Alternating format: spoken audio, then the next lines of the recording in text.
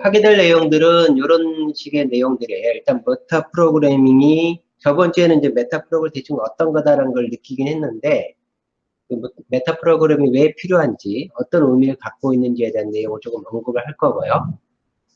그 다음에 저번 시간에 제가 살짝 그냥 언급하고 넘어갔었는데 조금 내용을 좀 정리를 좀 해야 될 것 싶어서 프라이머리 템플릿하고 파셜 스페셜라이제이션이라는 게 있고 그다음 풀 스페셜라이제이션이라는 게 있는데 요거에 대한 내용을 조금 정리를 좀 할 필요가 있을 것 같아요. 그래서 요것도 조금 얘기상에 풀어갈 거고요. 그 다음에 바운디드 타입, 그 다음 언바운디드 타입, 그 다음 컨셉, 메타 클래스에 대한 내용도 살짝 언급을 할 겁니다.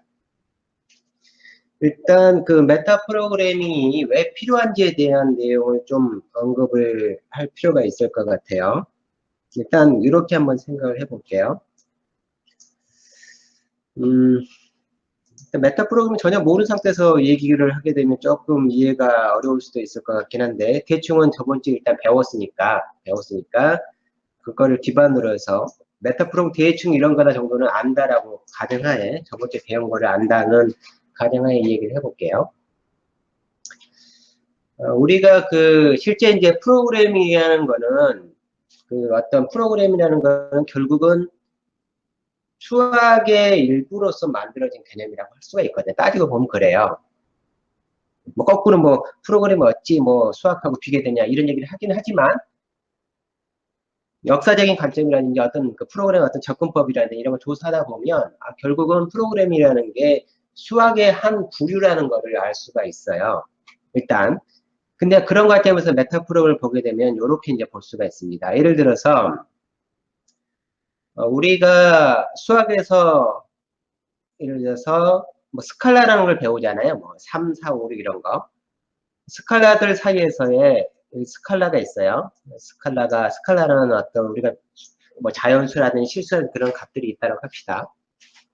그 다음에 이제 벡터라든지 이런 것도 있죠. 수학의 벡터라든지 우리가 알고 있는 것 중에 그 다음 펑션이라는 것도 있고요. 그 다음에 뭐 매트릭스도 있고요. 여러 가지 지금 수학에서 여러 가지 개념들을 배우고 있어요. 실제 쭉 배워왔는데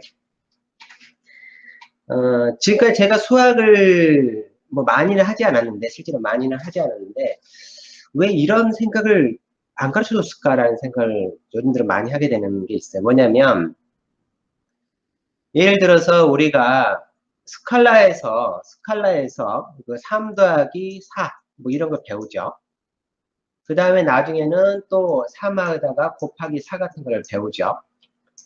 그 다음 좀 지나면 이건 이제 뭐 이런 식이 배우죠. 곱하기하고 더하기가 복합되어 있는 이런 구문들을 배운다고요. 근데 지금까지 우리가 관심을 가졌던 건 뭐냐면 여기 이 3이 뭐냐 4가 뭐냐 요거에 관심을 가졌거든요. 벡터로 오면 A 벡터하고 B 벡터가 있어요. 이렇게 뭐 벡터는 이런 것이다 라고 정의를 내리고 난 다음에 벡터하고 벡터 사이의 곱이라든지 덧셈이라든지 이런 것들을 배우거든요. 이런 걸 배워요. 뭐 내적도 있고 외적도 있고 뭐 있지만 어쨌든 간에 그런 걸 쭉 배워요.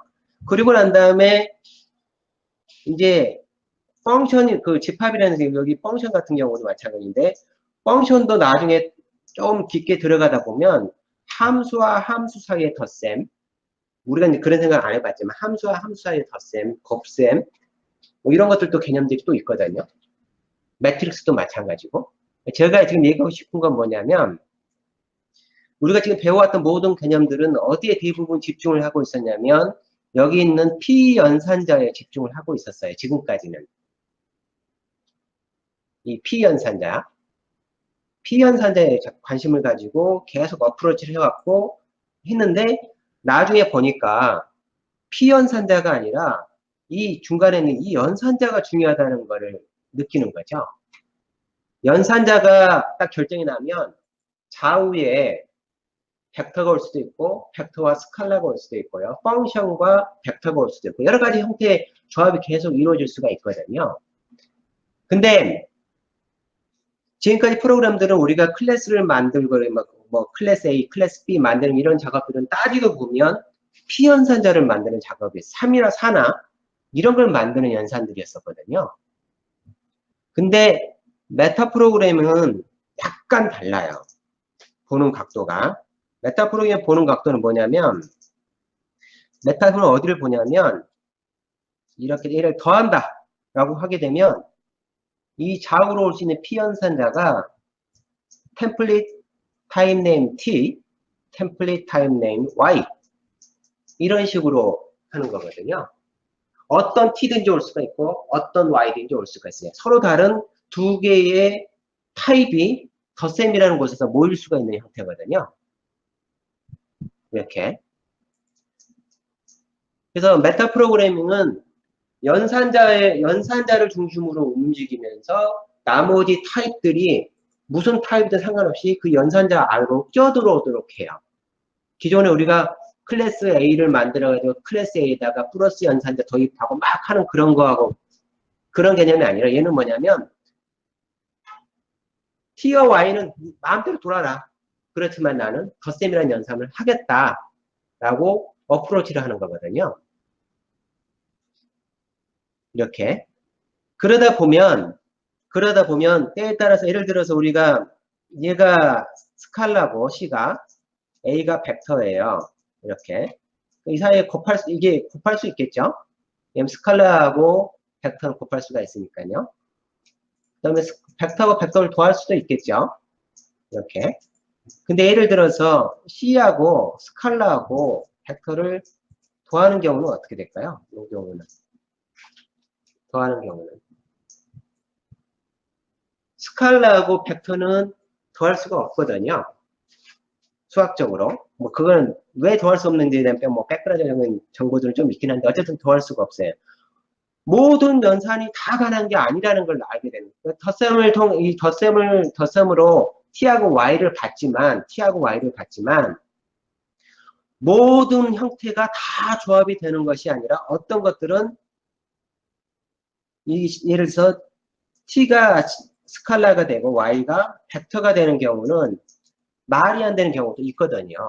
모든 걸 다 더한다라고 얘기를 했지만 알고 보니까 T하고 Y가 릴레이션 관계에 의해서 두 개가 서로 만나면 안 되는 케이스도 있다는 거죠. 어쨌든 간에 메타 프로그램은 결국은 뭐냐면 모든 타입을 다 받을 수 있도록 하고 연산자라는 걸 쉽게 말하면 펑션이라고 보시면 돼요. 우리가 sum이라든지 뭐 add라는 이런 그 함수들 있잖아요.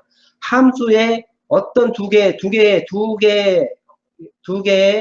P연산자를 더한다라는 개념만 딱 정의를 내려버리는 거예요. 템플릿으로. 그래버리면 그 안에 들어온 타입이 뭐냐. 그거에 대해서는 별로 관심을 안 갖는다는 얘기죠. 그래서 이런 그 수학이나 여러 이론들이 있지만 그들 사이에서 지금까지 수학은 벡터 배우고 행렬 배우고 쭉 배웠지만 그들 사이에서 그 여러 수학적 개념들을 관통하고 있는 녀석은 나중에 보니 그 수학의 여러 개념들을 막 이렇게 겹치면서 관통하고 있는 개념이 나중에 보니까 연산자라는 거예요. 그리고 수학이 얘기하고 싶었던 거는 실제로는 벡터 사용법, 매트릭스 사용법 이게 아니라 벡터든 뭐든 다 이 연산자 하나로 묶을 수 있다는 걸 실제로 말하고 싶었는가도 모르는 거죠. 근데 메타 프로그램이 바로 그거예요. 관점은 뭐냐면 T하고 Y가 아니라 이 덧셈 쪽으로 무게중심을 옮기는 겁니다. 그러면 아까처럼 이런 경우가 있을 수 있잖아요. 스칼라하고 벡터가 오면 얘네들은 덧셈이 안 돼. 라고 막아야 될 수도 있고요. 어떤 경우는 얘가 벡터는 더하는 게 가능해. 라고 이렇게 판단을 해줘야 되는 상황이 발생을 하잖아요. 근데 단순히 그냥 메타 프로그램만 그 템플릿을 더할 수 있다는 개념만 도입하게 되면 그런 것들을 판별해내지 못하거든요. 그래서 어떤 게 필요하면 때에 따라서는 허용을 해줘야 되고 때에 따라서는 허용을 하지 말아야 돼요. 예를 들어서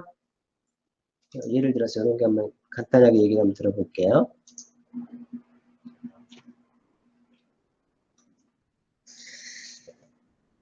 우리가 템플릿 할 때 타입, 네임, T 이렇게 하고요. 많이 했을 때 뭔가 앞으로 값이 나갈 거고 리턴 될 거고요. 오토로 나갈 거고 썸을 할 겁니다. T하고 A하고 Y하고 레퍼런스 뭐 B가 있다고 하면 얘를 이렇게 리턴할 거란 말이죠. 근데 지금 요 코딩만 보면 이때의 T와 Y는 모든 T, 모든 Y, 모든 타입을 다 받을 수가 있거든요. 지금 뭐가 없냐면 이 경계가 없어요. T와 Y에, T하고 Y라는 이 타입에 경계가 없습니다. 뭐냐면 이런 그 경계가 없기 때문에 얘를 뭐라고 부르냐면 바운디드가 없다 그래서 언바운디드 타입이라 불러요. 경계가 없는 타입으로 T하고 Y가 있는 거거든요. 지금까지 템플릿은 이런 식으로 이 들어오는 입구에서 이 프로토타입에서 뭘 할 수가 없냐면 어떤 T가 가져야 될 요구 조건 또는 Y가 가져야 될 요구 조건을 지정할 수 없었어요. 모두 다 받아들이는 구조였었어요. 그래서 요거가 근데 아까처럼 스칼라고 벡터가 더해지면 안 되는 그런 상황이 발생하게 되면 막을 방법이 없으니까 어디서 막으냐, 여기 이런 데서 막거든요. 지금 예를 들어서 코딩에서 보면, static assault, 뭐, 요런 구문으로 내부에서 막는 거거든요. 이렇게. 두 개는 더할 수 없다. 이런 식으로. 근데 얘는 완전하지 않는 뭐냐면, 원래 들어오기 전에 T와 Y가 그 조건을 만족한 상태에서 들어와야지 실제로는 문제가 없는데, 언바운드로 모든 걸 다 들어오도록 해놨다가 들어왔는데, 너는 자격 조건이 안 돼. 식으로 접근하게 되거든요. 그래서 지금 현재 이제 17 스펙까지는 템플릿이 아직 완전하지 않다는 걸 알 수가 있어요. 뭐냐면, 모든 타입을 다 허용했는데, 실제 우리가 어떤 푸는 과정에서는 때에 따라서 T와 Y의 요구 조건을, 제한을 걸어서, 바운디드 타입으로 바꿔야 되는 거죠. 실제로는 설계는 이렇게 되어 있지만, 실제 쓰는 과정에서는 얘를 바운디드 타입이 필요한 거예요. 이러이러한 T가 되고, 이런 Y는 돼. 다 되는 건 아니야. 이런 식의 설계를 해야 되는데, 아직은 요게 안 돼요. 템플릿이. 그래서 들어온 개념이 뭐냐면, 이제 20 스펙에 들어오도록 지금 결정이 난 것 중에 하나가 이 컨셉이라는 게 들어오거든요. 20세기에 컨셉이라는 용어가 이제 실제 이제 이미 최근 표준 문서에는 추가가 됐는데, 컨셉이라는 요 녀석은 뭐냐면, T하고 Y가 갖춰야 될 요구 조건을 제한해 주는 거예요. T는 뭐 어떤 것만 돼. Y는 어떤 것만 돼라고 얘가 컨셉이라는 구문을 통해서 뭘 할 수가 있냐면 제약 조건을 걸 수가 있어요. 그래서 얘를 뭐라고 부르냐면 최근에 이제 용어들이 얘를 어떤 분이 이렇게를 하더라고요. 뭐 이런 식으로 용어를 쓰더라고요. 타입에 대한 쿼리 기능을 갖고 있다라고 얘기를 해요. 어떤 분은 최근에 이제 뭐 어떤 개념이 하나 등장하면서 어떤 분이 이렇게 얘기를 했어요.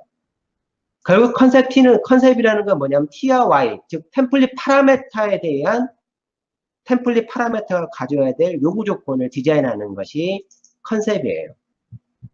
근데 최근에 또 20스택에 들어올지 모르겠는데 지금 제한이 되고 있는 것이 메타 클래스라는 게 하나가 또 등장을 했습니다. 지금 표준 작업에 들어가고 있어요. 이 메타 클래스는 이 메타라는 데이터를 만들어낼 수 있는 기능을 가지고 있어요. 이게 메타 클래스라는 건 메타 자체를 디자인할 수 있는 기능을 갖고 있어서 이 두 개가 이제 결합이 되어지면 굉장히 파워풀한 형태가 돼요. 무슨 얘기냐면 컨셉은 쿼리를 해요.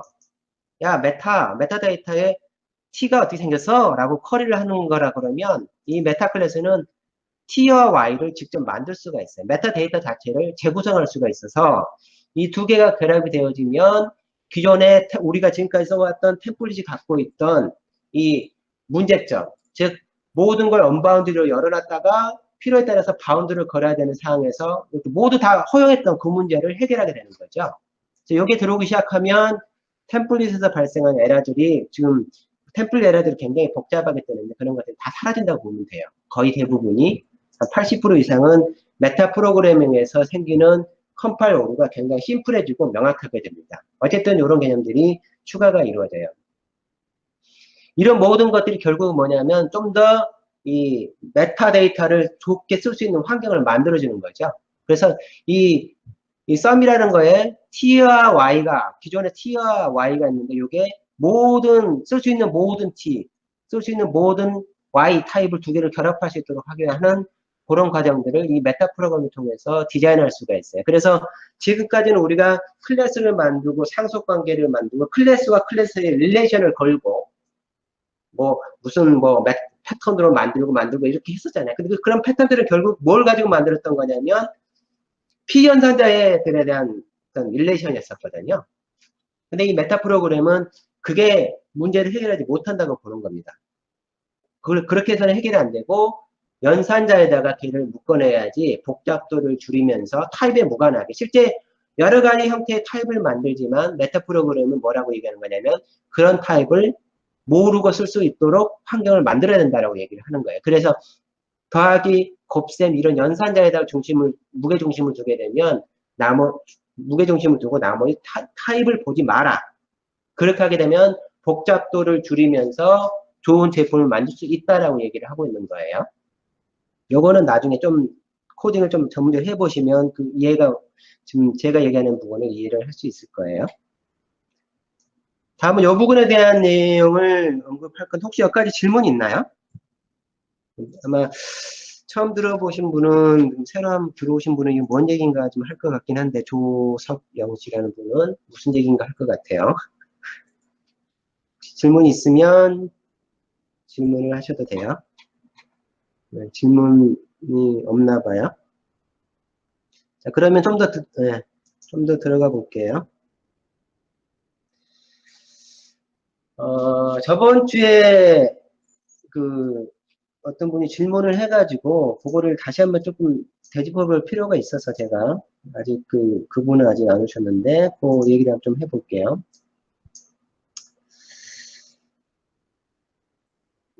자, 요거를 프라이머리 템플릿이라고 불러요. 템플레이트 타입네임 T 이렇게 만들어 놨죠. 프라이머리 템플릿은 특징이 뭐냐면 요 다음에가 꺽쇠가 없어요. 여기 이런 꺽쇠가 안 들어가잖아요. 꺽쇠가 안 들어가요. 이렇게. 그러면 얘가 프라이머리 템플릿이에요. 프라이머리 템플릿. 그런데 이 프라이머리 템플릿을 정의를 내리게 되면 그 다음부터 뭘 할 수 있냐면 이런 파셜 스페셜라이제이션이라는 걸 할 수가 있어요. 여기 보면 얘는 특징이 뭐냐면 여기에 꺽쇠가 들어가요. 이렇게 꺽쇠가 이렇게 꺽쇠가 들어갑니다. 이렇게 여기도 꺽쇠가 들어가 있고요. 이렇게 꺽쇠가 이렇게 클래스 템플릿 만들면서 클래스 이름 다음에 꺽쇠가 들어가 있으면 얘는 다 스페셜라이제이션이에요. 일단요. 이게 이제 의미하는 바는 이런 겁니다. 예를 들어서 9번 라인은 내부적으로 어떻게 보는 거냐면 내부적으로 9번 라인은 실제로는 이렇게 보는 거예요. 이런 녀석이 있다라고 봐요. 엘리먼트 T가 있다라고 봐요. 이게 없지만 여기에 꺽쇠가 없지만 얘는 얘를 의미한다고 내부적으로 생각을 합니다. 그럼 얘는 어떻게 되냐면 이 두 번째 코딩은 이렇게 보는 거죠. 이렇게. 그럼 여기서 우리가 봐야 될 내용은 뭐냐면 이게 템플릿을 잘 모르면 좀 어려울 것 같긴 한데 요 T 있잖아요. 요 T하고 요 녀석이 실제로는 똑같은 위치에 있는 거잖아요. 이렇게. 요 녀석하고 실제 요 녀석, 여기 있는 요 13번째 라인에는 요 부분하고 뭐하고 실제로 매핑하는 거냐면 여기 있는 T하고 매핑하는 거 이렇게요. 위에 있는 T하고 이렇게. 즉 9번 라인에서 얘기하는 거는 엘리먼트 T란 녀석은 타입 하나만 가질 수 있어 라고 얘기를 하고 있는 거예요. 타입 하나만 가질 수 있어. 여기 T에. 근데 13번째 라인에 있는 녀석은 뭐냐면 근데 그 타입이 벡터 T를 갖고 여기 전체가 타입이잖아요. 벡터 타입이야 라고 얘기하고 있는 거거든요. 그래서 요거를 여기 있는 요 T 여기에 들어갈 수 있는 T를 예를 들어서 쭉 이런 타입 공간이 뭐 인티저도 있고 플랫도 있고 막 여러 가지 타입들이 있을 거 아니에요. 쭉 있는 공간에서 이 T에 들어갈 수 있는 타입은 모든 타입이 다 여기 들어가죠. 실제로는 수학적으로 말하면 무한집합이 들어가요. 실제 무한집합을 T로 쓸 수가 있죠. 모든 타입을 T로 쓸 수 있는. 근데 얘는 뭐냐면 모든 여기 있는 13번째 있는 여기 있는 요 내용은 뭐냐면 모든 타입이 아니라 벡터 T라는 타입만 나는 받겠어. 이렇게 얘기하는 거거든요. 그쵸? 그래서 프라이머리 템플릿과 이 파셜 스페셜라이제이션과의 관계는 어떤 관계가 되냐면 여기는 T, 프라이머리 T는 T가 항상 뭘 포함해야 되냐면 프라이머리 파셜 스페셜라이제이션에 사용되고 있는 타입을 항상 포함해야 돼요. 즉 프라이머리가 사용될 수 있는 타입은 항상 이렇게 되고 그 다음에 13번째 라인에 들어갈 수 있는 여기 T로 여기 위치에 들어오는 녀석은 항상 부분집합이 돼야 돼요. 부분집합이. 그러면 여기 있는 여기 그 슈퍼셋 여기 전체를 포함하고 있는 녀석은 뭐라고 부르냐면 이 부분집합에 비해서 얘가 일반화되어 있다라고 얘기를 하는 거예요. 얘는 벡터만 받을 수 있지만 프라이머리는 뭐 벡터를 포함한 더 많은 타입을 받을 수 있잖아요. 그러니까 일반화되어 있다라고 얘기를 하는 거고요. 요 그 모든 타입에 비해서 이 벡터만 받을 수 있는 녀석은 뭐라고 그런 거냐면 모든 타입을 받을 수 모든 타입이 아니라 오직 벡터 타입만 받을 수 있어. 그래서 얘는 좀 더 특수화되어 있어라고 얘기를 하는 거예요. 이 두 관계에서 포함한 그 전체 집합은 일반화가 됐다.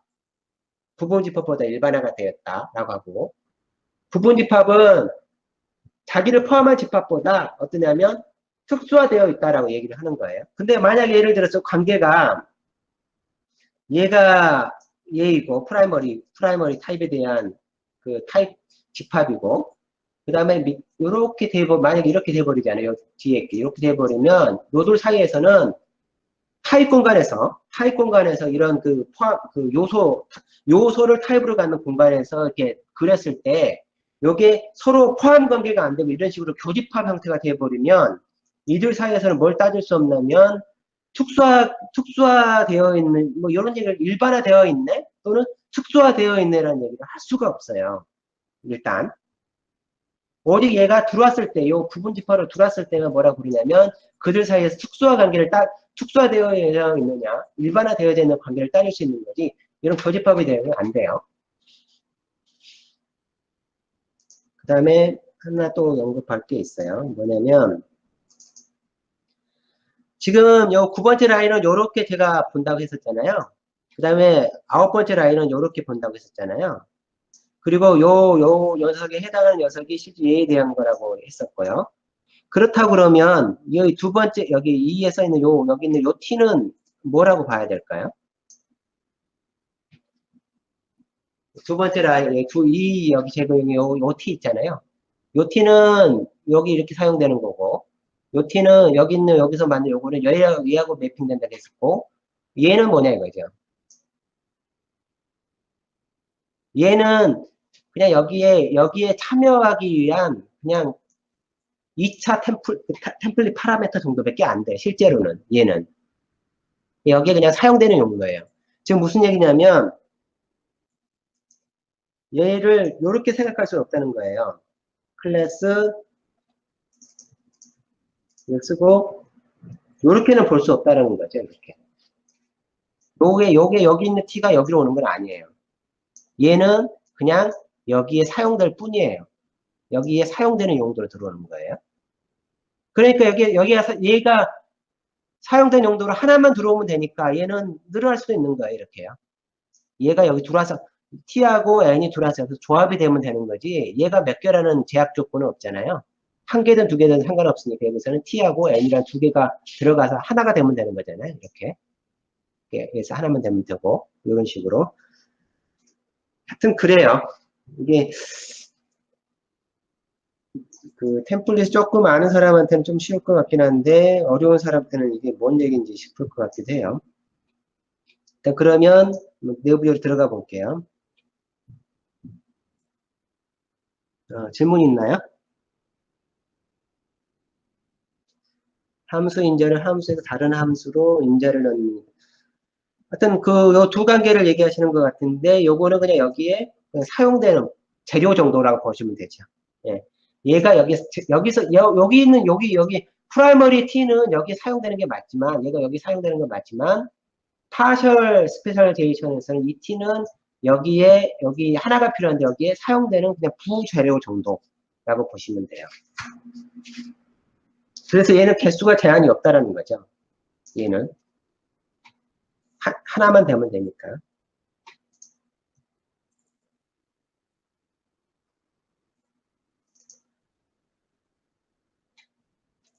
자, 그러면 이제 메타 프로그램을 좀 들어가 볼게요. 저번 시간에 처음에 언급했던 메타 프로그램이 얘가 뭐였냐면 이거였었죠. 요 예제였었어요. 클래스냐 아니냐. T가 왔는데 T란 녀석이 클래스이냐 아니냐. 여기서 지금 관심 있는 건 뭐냐면 템플릿 파라메타로 T를 넘겼는데 T가 클래스냐 아니냐. 그래서 하는 방법은 클래스들은 다 멤버 포인터라는 타입을 갖고 있어요. 멤버 포인터라는 타입을. 그래서 요 t가 오면 이 t를 다시 여기 있는 이 두 개 내부에 있는 멤버 템플릿 함수에다가 t를 다시 전달해가지고 t가 여기 있는 t가 여기 c로 전달돼서 이렇게 넘어오잖아요. 그래서 여기다 0을 넣으면 여기에 0이라는 숫자가 널 포인터를 말해요. 널 포인터가 돼서 이 포인터를 여기로 전달될 수가 있는 거죠. 이렇게.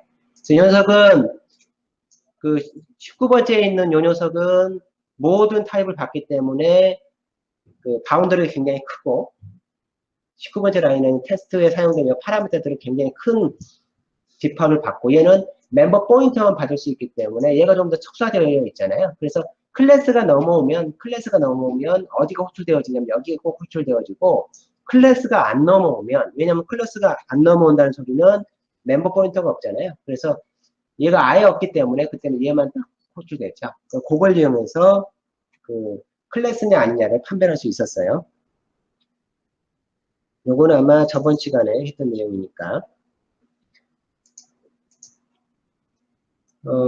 다음에 할 내용은 메타 클래스하고 직접적으로 관련은 없는 샘플이긴 해요. 요런 어플라이라는 그걸 만들었어요. 중간에 아마 갑자기 메타 프로그램이 아니라 타입 디덕션 쪽으로 좀 넘어가고 있는 예제 중에 하나인데, 얘는 뭐냐면, 어플라이라는 용어가 원래 우리가 함수할 때 이렇게 많이 얘기하는 거 있잖아요. F라는 함수가 있고요. F라는 함수가 있고, 수학에서, 이런 F라는 함수가 있고, 그러면, 이렇게 하면, F를 호출하잖아요. 호출할 때, F apply X, 이런 식으로 영어상에 표현을 하거든요. 즉, F에 X를 적용한다. 그럴 때 요 가로를, 프란테시스라는 용어를 쓰지 않고, 그냥 apply라는 용어를 써요. 지금 여기가 하고 싶은 내용은 뭐냐면, 두 번째로 넘어온, 이 펑션이라는 파라메타가 뭐냐면 함수예요. 첫 번째 넘어오는 녀석은 아규먼트고, 그래서 첫 번째로 함수 포인터가 넘어오면 그 함수 포인터다가 전달된 아규먼트를 넣어서 호출해 줄게, 즉 어플라이 해줄게 라는 이러한 형태의 뭐냐면 함수예요. 근데 지금 여기서 이 사람들이 지금 관심을 갖는 건 뭐냐면, 여기 지금 밑으로 오죠. 요거를 예를 들어서 지금 이제 그래서 호출하기 위해서 함수형 포인터죠. 함수형 레퍼런스로 받을 수도 있어요. 그건 이제 중요한 건 아니니까. 함수형 포인터 타입으로 받아요. 그래서 t가 있는데 t가 앞에 t도 있고요. 이 t가 실제로는 아규먼트를 전달받는 용도로 사용되고 있고, 또 하나는 함수 포인터 타입을 디자인하는 용도로 지금 t가 두 군데 사용이 되고 있어요. 그렇죠? 하나는 전달된 아규먼트, 하나는 함수의 프로토타입을 디자인하는 용도로 t가 사용이 되고 있는 걸 확인할 수 있는데, 그래서 호출하기 위해서 increase라는 함수를 만들고 뿌리터라는 함수를 만들어요. 둘 다 보면 하나는 increase는 인티저 레퍼런스를 받고 있고 하나는 인티저를 받고 있어요. 이렇게. 이 둘과의 차이는 오직 뭐냐면 하나는 인티저 레퍼런스이고 하나는 그냥 인티저 타입이라는 차이밖에 없어요. 어쨌든 간에 얘를 여기다 전달해서 호출시키려고 그러는 거예요. 인티저를 전달해서. 그래서 인티저 변수를 하나 만들고요. apply 해서 예, 첫 번째 이제 아규먼트 x를 넘기고 프린트를 넘겼더니 얘는 호출이 돼요. 프린트를 넘겼더니. 그래서 얘가 어떻게 t가 뭐냐 이렇게 했을 때 t가 뭐냐 봤더니 이 t는 인티저 t예요. 인티저 즉 t가 인티저로 디파인 되어서 인티저가 들어오면 여기도 인티저 레퍼런스 되고요. 여기 인티저 되고 해서 이 프린터가 딱 맞죠? 프린터 타입이 레퍼런스가 없잖아요. 원형은 레퍼런스가 없잖아요. 그렇죠? 원형은 레퍼런스가 없는 형태로서 디자인 되어지고 인티저가 오면 근데 전달은 레퍼런스로 받고 있는 거예요. 근데 딱 맞는 거죠, 이게. 넘기면 얘가 레퍼런스 가고, 아규먼트 레퍼런스 받고, 타입은 레퍼런스 아닌 형태로서. 이렇게. 근데 문제가 뭐냐면, 어플라이에다가 이번에 여기 있는 인크리라는 걸 전달했어요. 얘를 전달했더니 이제 문제가 발생하는 거예요. 어떤 문제가 발생하냐면, 인크리스를 전달했더니 얘가 레퍼런스잖아요. 그러면 레퍼런스면 여기서 레퍼런스면 보세요. 여기서 문제가 왜 여기서 중요한 거는 문제가 왜 생기는지를 왜 이게 문제가 생기게 되는지를 좀 이해하는 게 중요한데 얘를 넘기면 두 번째 인크리 넘기면 얘는 여기서 t는 뭐가 돼야 되냐면 인크리스가 레퍼런스를 갖고 있잖아요. 그러니까 얘가 뭐가 되냐면 얘가 레퍼런스가 돼야 돼요. 인티저의 레퍼런스가 이렇게 t가 인티저 레퍼런스로 추론이 돼야 돼요. 프로타입 레퍼런스니까. 근데 여기서 넘기면 인티저잖아요. 그럼 여기서 t는 레퍼런스가 이미 있으니까 여기서 t는 뭐로 추론이 되냐면 인티저로 추론이 되고 있거든요. 즉 첫 번째 아규먼트는 int, 두 번째 아규먼트를 가지고 계산했더니 t가 인티저 레퍼런스가 되는 상황이 발생한 거예요. 그러니 얘가 두 개를 다 만족할 수 없잖아요. 그래서 뭐가 되냐면 추론할 수 없다라고 얘가 에러를 띄우는 거예요. 추론이 불가능하다고 지금. 이 에러 내용은 그래요. 근데 여기서 제가 이제 묻고 싶은 건 뭐냐면 왜 이러한 에러가 생겼느냐라는 내용이죠. 왜 이런 에러가 왜 생겼느냐라고 이제 얘기를 하는 거예요. 생긴 이유를 보면 되게 명확해요. 자, apply라는 함수에서 추론하고 싶었던 건 뭐냐면 타입이라는 오직 t 하나만 추론하고 싶었던 거예요. t 하나만. 근데 추론할 수 있는 방법이 첫 번째 아규먼트에서도 추론할 수 있고요. 두 번째 아규먼트에서도 추론할 수가 있어요. 마치 뭐냐면 추론하고 싶은 변수가 하나예요. x라는 변수 하나를 추론하고 싶었는데 x를 알 수 있는 방정식이 두 개가 나올 거래요. 방정식이 두 개가 나와버렸다고요. 원래 우리가 모르는 변수가 두 개면 방정식 두 개만 주어지면 모르는 변수를 구할 수 있는데 모르는 건 하나인데 풀 수 있는 방법은 두 가지를 제시했으니 얘는 마치 뭐냐면 오버 디터미넌트한 상태가 된 거죠. 과학 결정할 수가 있는 거예요. 해가 두 개가 최대 두 개가 나올 수 있는 상황을 만들어버린 거죠. 근데 그게 문제가 없이 교묘하게 두 개 같은 경우는 통과를 했지만 이렇게 두 번째 경우는 통과를 못한 거죠.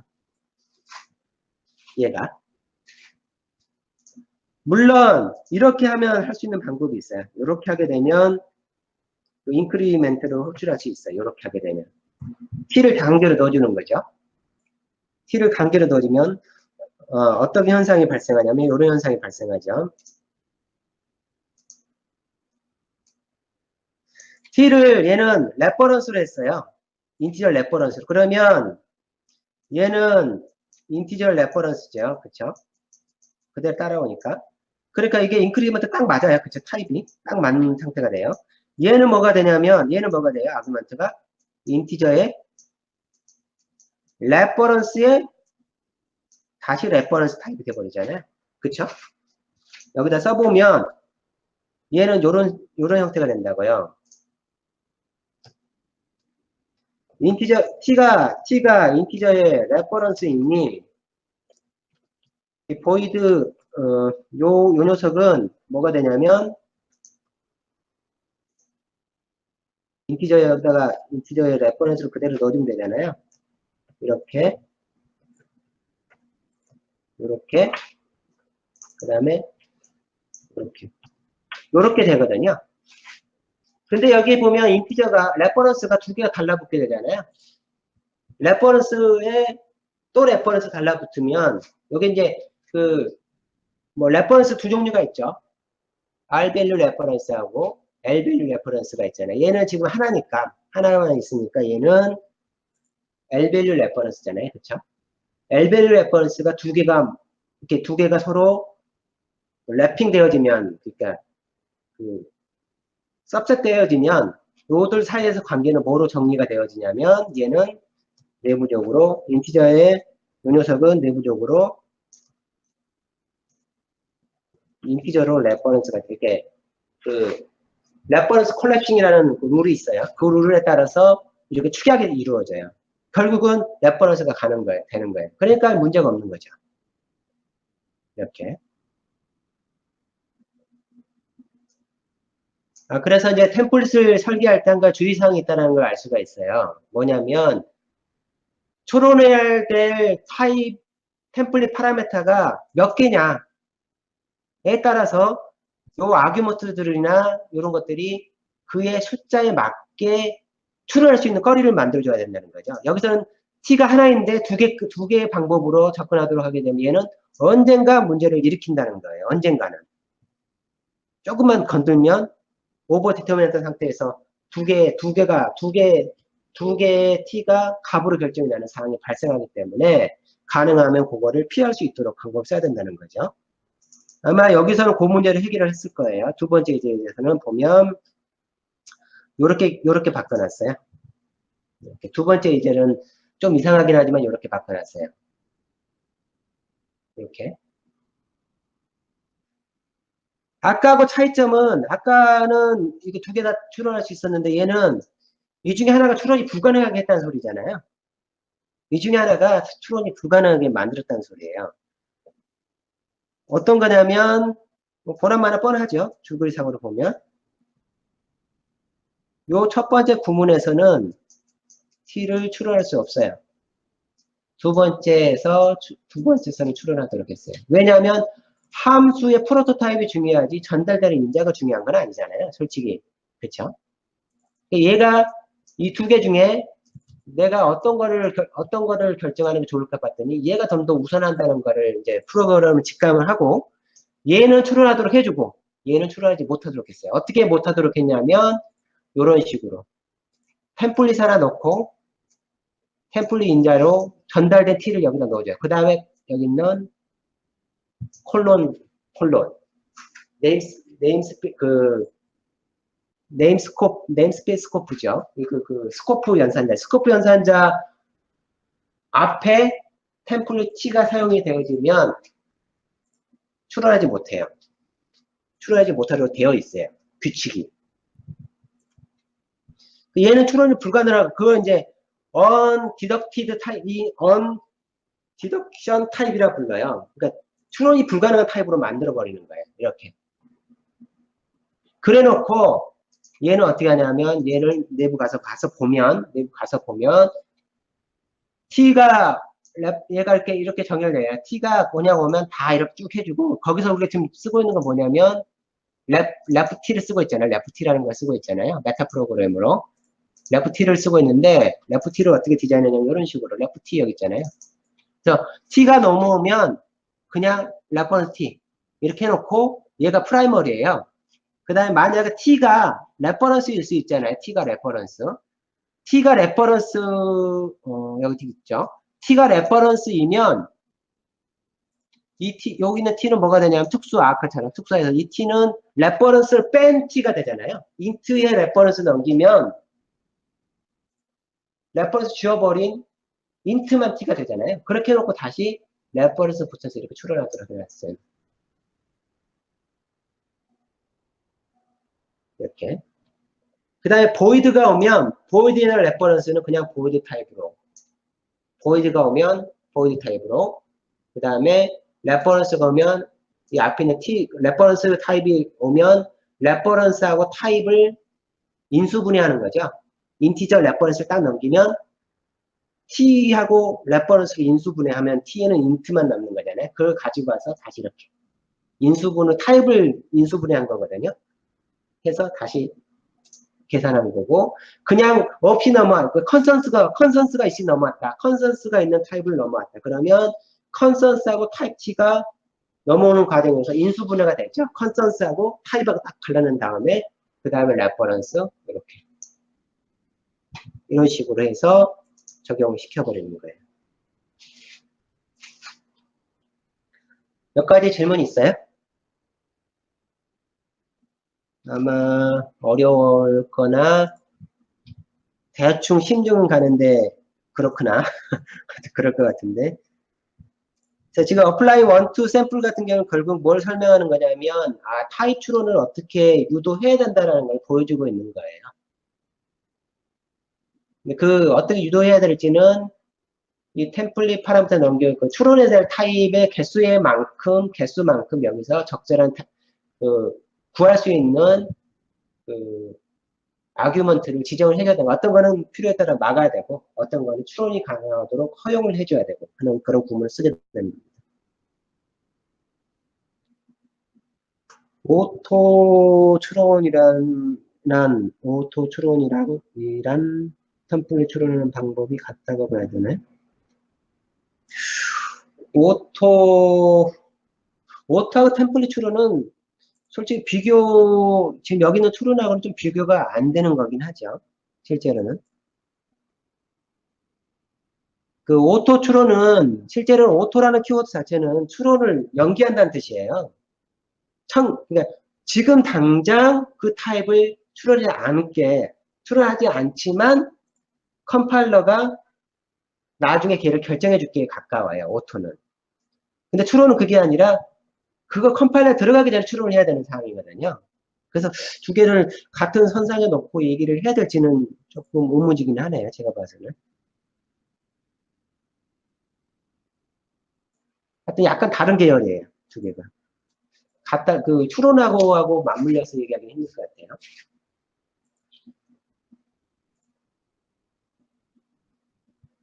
같아요. 추론을 못하게 하는 방법들이 여러 가지가 있어요. 그 중에 하나가 이렇게 아예 추론을 하지 못하는 구문을 사용을 해서 아예 그냥 이렇게 해버리는 방법이 있고, 그 피네이라는 방법이 있어요. 그 피네이라는 방법은 내부적으로 어떻게 사용하냐면, 그 함수를 찾는 과정이 결국은 함수가 아니면 안 될 수도 있다는 소리인데, 안 될 수 있나? 안 될 수 있을 것 같아요. 함수 외에 나머지 하여튼 어떤 찾는 과정에서 특정한 요구 조건을 못하도록 만들어버려요. 못하도록 만들어서 에러를 만들어버리는 거죠. 이렇게 추론 과정에서 에러를 만들어서 추론을 실패하도록 하는. 그래서 그 녀석을 패싱하고 다른 걸 하도록 하는 방법이 있어요. 그건 이제 피네이라고 그러는데, 피네이 방법을 통해서 그렇게 유도하거나 두 가지 방법이 있어요. 지금까지는. 그렇지만 20 스펙에서는 그 부분에 이제 컨셉이 들어옵니다. 컨셉이 들어와서 직접 쿼리를 알 수가, T에 대한 요구 조건을 직접 디자인할 수가 있어요.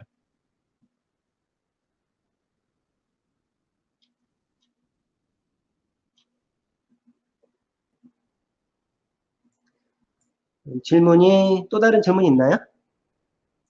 마이크 있으신 분은 마이크를 가지고 질문하셔도 돼요. 아마 지금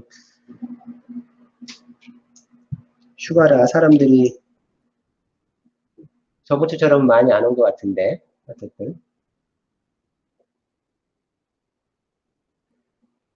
그래서 이번 주까지는 어플라이까지 배우고요. 그다음 다음 주부터는 이 프로모션 관련된 내용을 배울게요.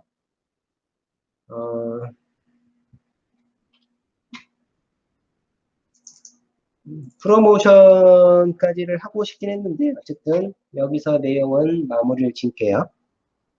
네, 다음 주에 프로모션하고 리드 파라메타, 그 다음에 SCM은 여기에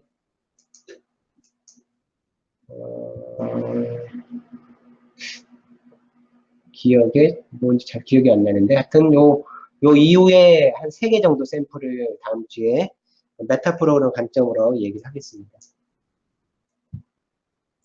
예, 그러면 여기서 종료할게요. 예, 수고하셨습니다.